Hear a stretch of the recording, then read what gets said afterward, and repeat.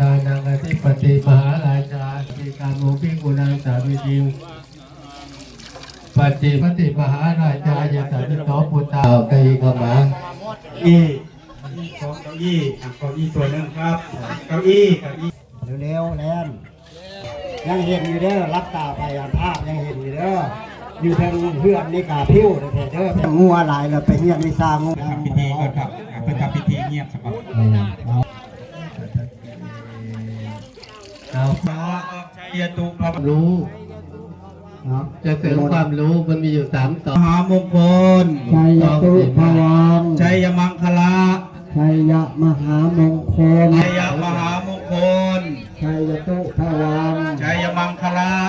ชัยไมหลาชัยตุภวัง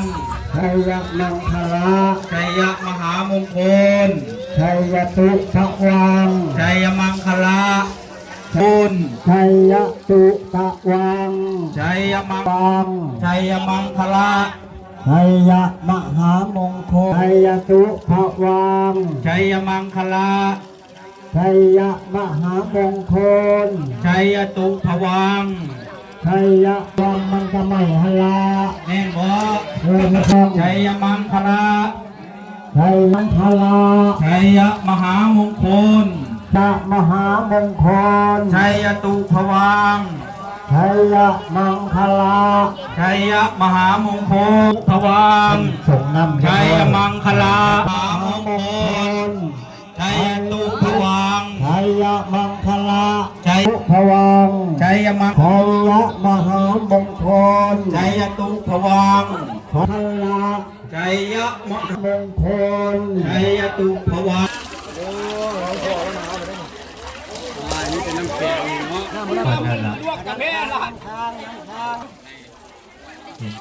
เตรียมคอนเตรียมกันไดเด้อก็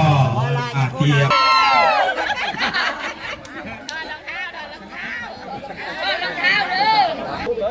ไปน้ำมันจะทำประกวดไปกินจุ่ม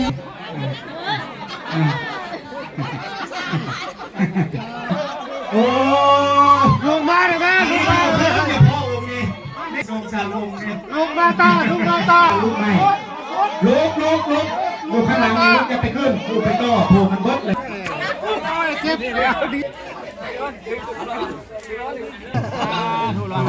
แล้ววันนี้เป็นไง